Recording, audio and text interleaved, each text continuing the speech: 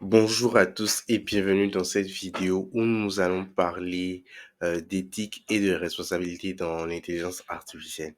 Nous avons parlé dernièrement de beaucoup de sujets qui ont rapport avec l'intelligence artificielle, mais évidemment, il fallait qu'on aborde cet aspect d'éthique et de responsabilité pour une utilisation normale, responsable et utile de l'intelligence artificielle. Comme d'habitude, c'est un réel plaisir pour moi d'enregistrer cette formation et je vous invite vraiment à la partager avec votre entourage, de sorte à ce que notre communauté puisse grandir, qu'on devienne de jour en jour meilleur, meilleur, meilleur, encore meilleur.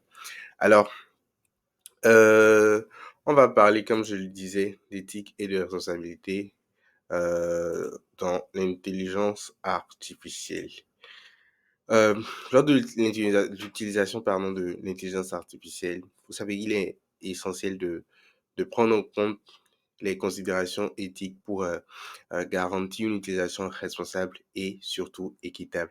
Donc, il y a quelques points importants que je veux bien qu'on aborde. Le premier, c'est bien évidemment l'impact social et éthique de l'intelligence artificielle. Vous savez, l'intelligence artificielle peut avoir un impact significatif sur la société, ce qui soulève des questions d'ordre éthique, de vraies questions.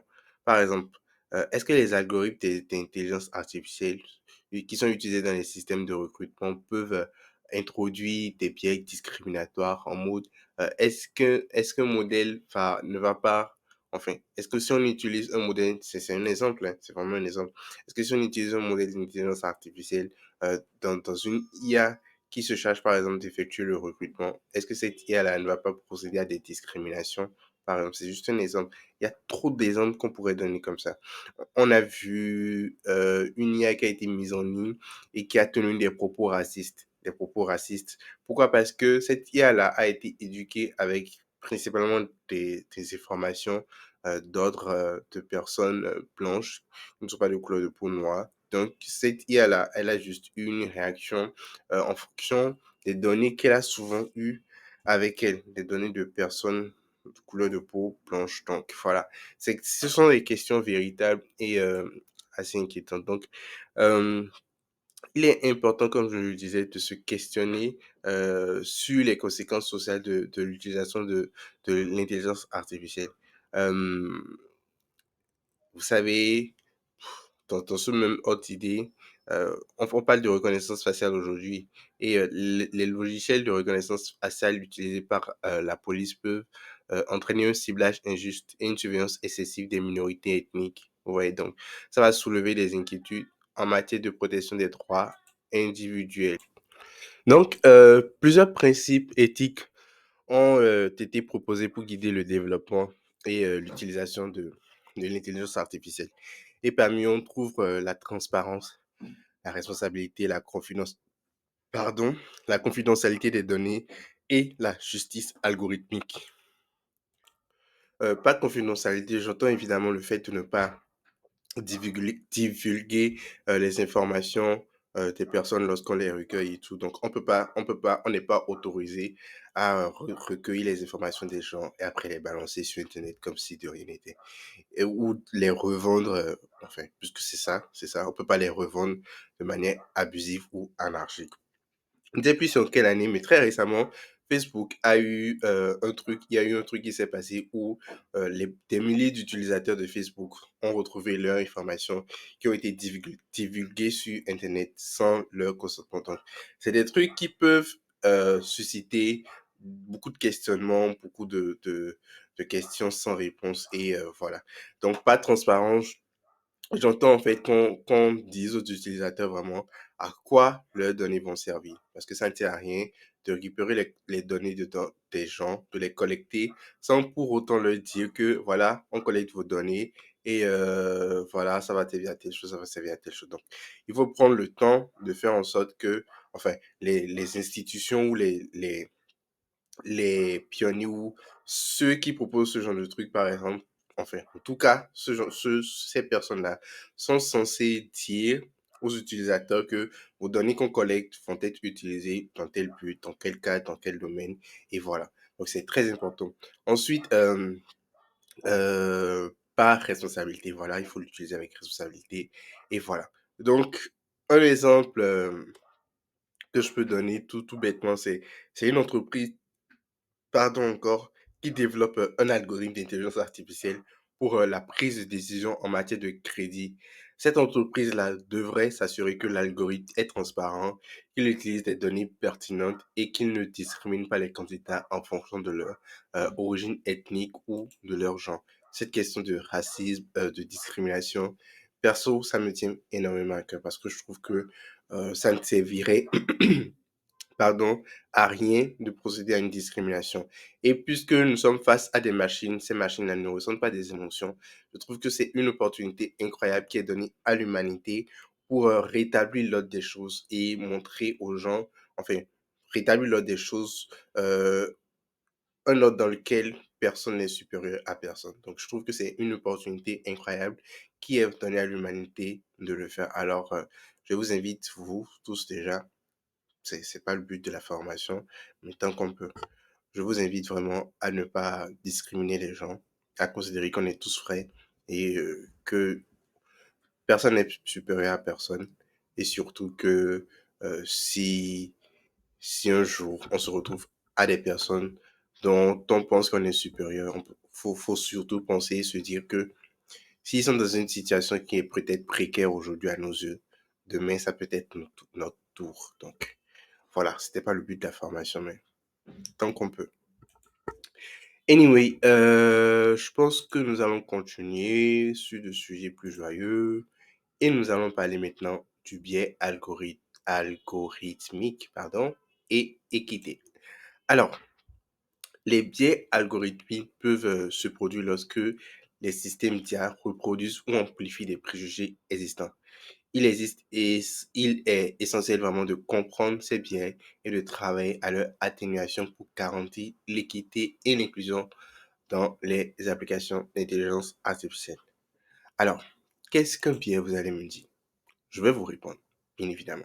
Alors, qu'est-ce qu'un biais algorithmique, je disais tantôt? Euh, je suis sûr que vous connaissez le mot biaisé. Donc, le mot biais peut être défini comme une déviation systématique ou comment dire, une préférence non objective en faveur ou à l'encontre d'une personne, d'un groupe de personnes ou d'une chose. Et enfin, ce biais est souvent influencé par des facteurs qui sont subjectifs puisque c'est pas objectif, donc des préjugés, pardon encore, ou des opinions personnelles. Et cela peut entraîner des traitements inéquitables ou des jugements qui sont erronés. Donc, les biais algorithmiques sont également connus pardon, sous le nom de biais d'intelligence artificielle ou de biais voilà, algorithmiques.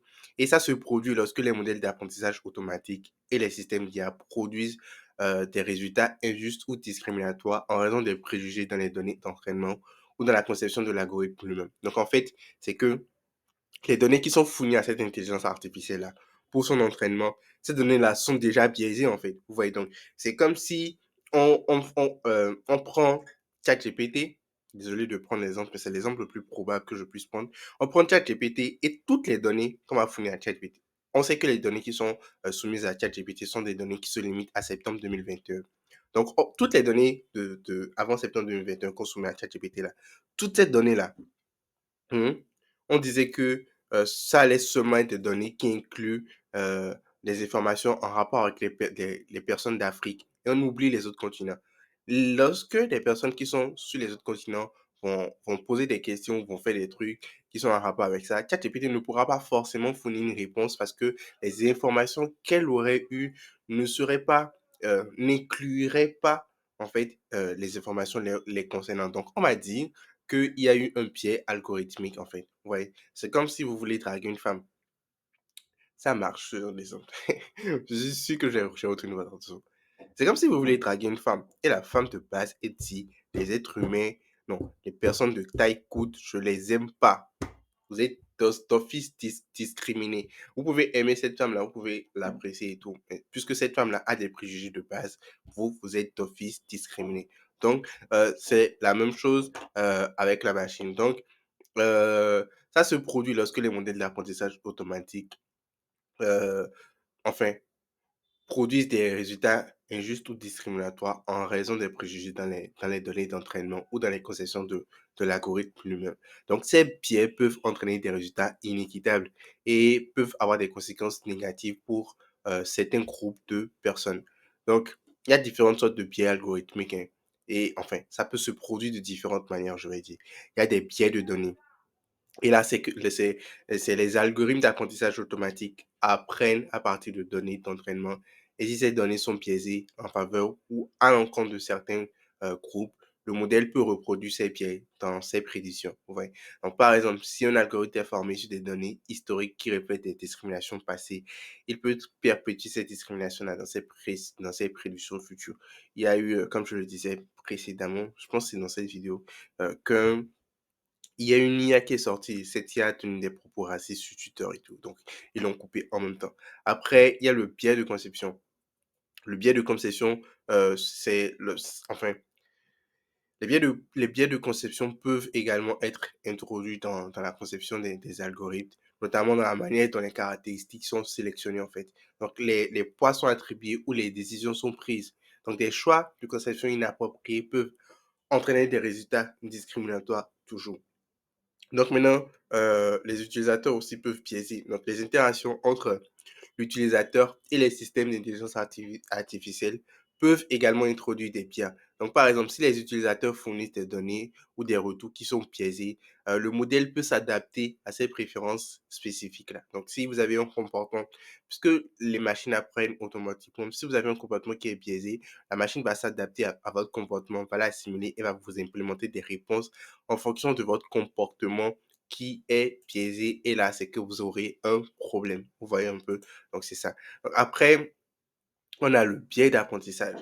Les modèles d'apprentissage automatique, comme je le disais tantôt, font également développer des biais lorsqu'ils sont formés sur des ensembles de données limitées ou peu représentatives. Donc, on n'inclut pas toutes les catégories, on n'inclut pas toutes les variables. Vous voyez? Donc, les biais d'apprentissage peuvent conduire à des généralisations erronées.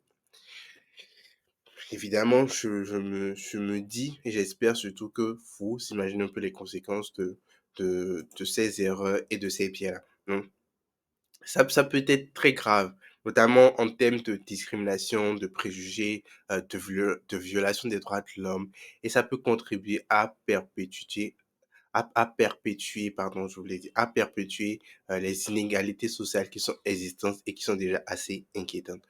Donc, pour atténuer le biais algorithmique, il est vraiment essentiel de prendre des mesures appropriées tout au long du processus du développement des systèmes d'intelligence artificielle, notamment en veillant à ce que les données d'entraînement soient équilibrées et représentatives de la diversité de la population, en conservant des modèles plus équitables et en effectuant des évaluations régulières pour détecter et corriger les biais potentiels. Donc, c'est comme dans toute chose, hein, quand vous créez une entreprise, à un moment, vous devez évaluer vraiment les capacités et l'efficience de votre entreprise pour voir s'il faut améliorer des choses. Tout compte fait, il faut vraiment le faire. Donc, l'éthique et la transparence de la conception de l'utilisation des algorithmes d'intelligence artificielle sont donc vraiment très importants pour éviter les conséquences négatives des biais algorithmiques. Donc, euh, je pense que j'en ai assez parlé. Là, maintenant, on va parler des approches pour atténuer les biais et promouvoir l'équité. Alors, quelles sont les approches qu'on peut utiliser pour promouvoir les biais et l'équité? Donc, la transparence et la responsabilité sont, comment dire, essentielles pour garantir la confiance dans les systèmes d'intelligence artificielle. Les utilisateurs doivent comprendre comment fonctionnent les systèmes d'intelligence artificielle, la raison pour laquelle j'ai créé cette formation et les responsabilités liées à l'utilisation de l'intelligence artificielle. C'est vraiment le but de cette formation. Vous faire comprendre ce que c'est que l'intelligence artificielle et pas vous mentir comme les autres en disant je vais changer votre vie, je vais faire ci, je vais faire ça. Non, pas du tout. Bien évidemment, je vous jure, les amis, l'intelligence artificielle peut changer le cours de votre existence. D'ailleurs, c'est la transformation que moi, je suis en train de subir actuellement. Mes tâches sont simplifiées énormément. Mais c'est juste parce que j'ai pris le temps de comprendre ce que c'est réellement. Et sans, en fait, je me suis rendu compte que sans comprendre l'essence et vraiment comprendre ce que c'était, je n'allais pas pouvoir exploiter le truc au potentiel qu'il mérite, enfin, que son exploitation mérite. Donc, vraiment, c'est la raison pour laquelle j'ai vraiment créé cette formation et que je ne la revends pas.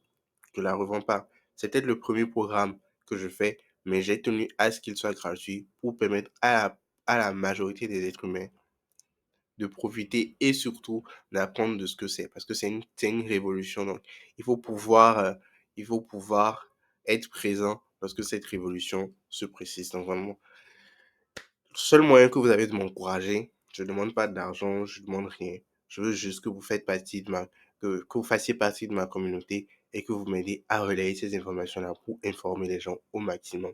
Bien sûr, on aura des accompagnements payants, on aura des programmes qui seront beaucoup plus aboutis et de manière payante aussi parce qu'il faut quand même financer les recherches et voilà. Donc, tout ça, ça va servir juste au financement des recherches et voilà, au maintien de mon train de vie. Donc, voilà, c'est vraiment pas méchant. Donc, qu'est-ce que je disais? Faut que je me rappelle. Je sais qu'on parlait des approches pour atténuer les biais et promouvoir l'équité.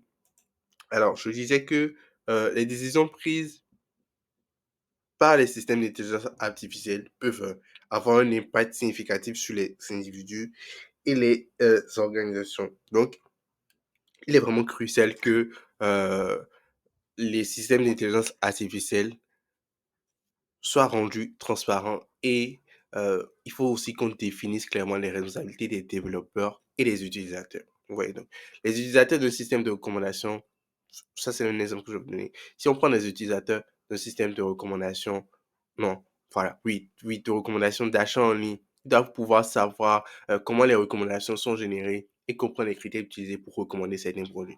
Malheureusement, ce n'est pas le cas. En fait, les informations sont disponibles, mais la majorité des personnes ne sont pas au courant de ces informations parce que je ne suis pas sûr que vous sachiez pourquoi, en fait, les produits que vous êtes en train de chercher vous sont recommandés lorsque vous allez sur les plateformes enfin, les plateformes sociales.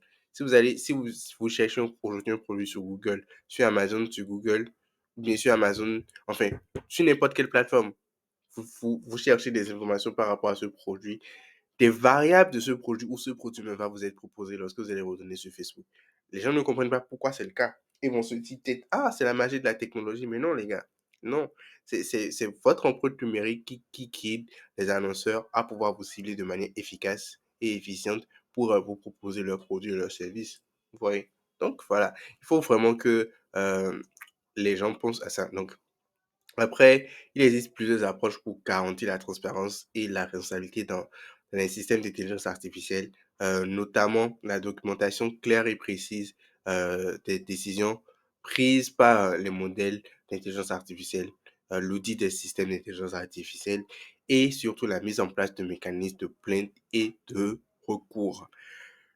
Voilà, je pense qu'on en a assez parlé. Aujourd'hui, c'est moins technique, mais je pense qu'on en a assez parlé. Ah, j'ai pas défilé la slide. Waouh, désolé les gars, j'ai pas défilé la slide. Mais attendez. Je vous présente vraiment mes excuses, mais quand je suis emporté par ce que je dis, j'oublie parfois de défiler les slides. Mais bon, j'espère que les explications que je donne sont quand même assez claires et qu'elles vous permettent d'en apprendre beaucoup plus sur l'intelligence artificielle. Donc, pardonnez population. Pardonnez-moi encore une fois. Alors, nous allons passer au chapitre 4. Chapitre 4 dans lequel nous allons voir les cadres réglementaires et normatifs liés à l'intelligence artificielle. Alors, alors. Évidemment, face aux enjeux liés à l'intelligence artificielle, de nombreux pays et organisations ont commencé à mettre en place des cadres réglementaires et normatifs pour encadrer son utilisation et garantir les pratiques responsables. Donc, vous savez, différents pays ont adopté des réglementations et des directives spécifiques concernant l'intelligence artificielle. Et ces mesures-là peuvent inclure des exigences en matière de transparence, de responsabilité et de protection des données. Donc, à titre d'exemple, il y a le règlement général sur la protection des données. Ça s'appelle le RGPD de l'Union européenne qui impose des obligations très strictes en matière de collecte, d'utilisation et de traitement des données personnelles, y compris celles utilisées par les systèmes d'intelligence artificielle. Si vous voulez en savoir plus sur ces réglementations-là, je vous invite vraiment à aller sur Google et aller sur Google pour en savoir plus. Donc, je pense que c'est le RGPD, oui, RGPD. Vous tapez sur Google, vous allez trouver beaucoup de choses, beaucoup d'informations là-dessus. Après, nous allons parler maintenant des normes et des bonnes pratiques pour une utilisation responsable de l'intelligence artificielle. Et là, je trouve que j'ai quand même un devoir de conscientisation, de conscientisateur à jouer parce que, bien évidemment, tout au long de l'existence de la Neuroscience Academy, je vais vous montrer des tips, des astuces pour utiliser l'intelligence artificielle. Mais je ne vous montrerai pas comment utiliser l'intelligence artificielle de manière négative ou de manière à nuire aux autres. Donc, non, on va utiliser l'intelligence artificielle de manière consciencieuse, de sorte à ce que ce ne soit qu'un instrument que nous allons pouvoir utiliser pour faciliter notre quotidien et notre train de vie. À ce titre, à ce titre, euh, il y a des organisations et des initiatives internationales qui travaillent à l'élaboration de normes et de bonnes pratiques pour l'utilisation responsable de l'intelligence artificielle. Et ces normes-là visent à promouvoir des principes éthiques, euh, d'équité et de sécurité aussi. Donc, il y a, une- un- je pense que c'est Institute of Electrical and Electronic Engineer. L'abréviation doit être IEE qui a développé un ensemble de normes éthiques pour l'intelligence artificielle. Et je pense qu'ils ont appelé ça Ethically Aligned Design, euh, qui fournissent en fait des lignes directrices pour une conception et une utilisation responsable de l'intelligence artificielle. Si ça vous intéresse, allez checker. Allez checker. Mais je pense que ça devrait vous intéresser. Je vous invite d'ailleurs à le faire. Allez checker. Et une bonne pratique d'intelligence artificielle. Déjà, il faut pas quelques conseils clés que je vais vous donner. Parce que c'est la dernière vidéo tech non. Est-ce que c'est la dernière vidéo technique? Je ne sais pas. Je pense qu'après la vidéo qui va suivre, c'est la vidéo dans laquelle je vous montre les intelligences artificielles. Anyway, bonne pratique. Ce que moi je vous conseille de base, les amis, sur Internet, vous devez comprendre un truc. Il y a un truc qu'on appelle l'empreinte numérique. Rien ne se perd sur Internet. Rien. Toutes les actions que vous allez mener sur Internet, on peut les retracer. Que vous soyez sur un navigateur privé, un navigateur ultra privé, tout ce que vous faites sur Internet est traçable. À ce titre, n'allez pas fournir des informations personnelles sur vous à ChatGPT. N'allez pas fournir des informations personnelles sur vous à des modèles de langage d'intelligence artificielle. Parce que ces informations-là ne vont servir qu'à éduquer le modèle. Donc, lorsque vous avez des trucs, des prompts à formuler, formulez ces prompts-là de sorte à ce que le modèle ne puisse pas tirer des informations qui sont particulièrement sensibles à votre niveau. Donc, faites attention à votre sécurité, à ce que vous écrivez avec les intelligences artificielles. N'allez pas chercher non plus des informations de type euh, terroriste ou de type à nuire aux gens, pas du tout. Les modèles d'intelligence artificielle sont là pour vous faciliter l'existence, mais certainement pas pour vous éduquer au mal. Donc, n'allez pas faire ce genre de conneries-là. Hein? Ne faites pas ça. C'est pas bien. C'est vraiment pas bien. Soyez des gentils garçons et soyez surtout responsables dans l'utilisation que vous faites de l'intelligence artificielle. Je compte sur vous, la famille, pour faire partie de ces personnes-là qui connaissent le potentiel et qui exploitent l'intelligence artificielle pour en faire quelque chose d'idéalement utile pour la société et pour l'environnement. Chers amis, ce fut un réel plaisir pour moi d'avoir tourné cette vidéo. En vrai, un réel plaisir pour moi d'avoir partagé ces instants-là avec vous. Maintenant, dans les deux prochaines vidéos, je vais vous présenter 30 intelligences artificielles, comment vous pouvez les utiliser et ce à quoi elles peuvent vous servir. Vous allez trouver forcément votre bonheur. Je vous invite encore à partager le lien de cette formation. C'est gratuit, les amis. Partagez, partagez, partagez, partagez. Allez vers le bot de la Nature Academy et partagez à fond. Partagez à fond. Parce que après cette formation, je vous prépare encore beaucoup, beaucoup, beaucoup, beaucoup d'autres choses. Je sens qu'on va vraiment s'amuser. Et si vous avez envie de connaissances, si vous avez envie de former un réseau, je suis disponible là.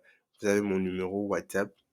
je suis disponible à discuter, à se faire un réseau. On pourrait se rencontrer, échanger. Ça ne me dérangerait pas du tout. Au contraire, je suis heureux de former cette famille désormais avec vous parce que je considère que vous êtes mes frères, mes sœurs. Voilà, vous faites désormais partie de la famille. Alors, on se donne rendez-vous pour les 30 intelligences artificielles qui vont changer le cours de votre existence. Partagez la famille et à la prochaine. Ciao.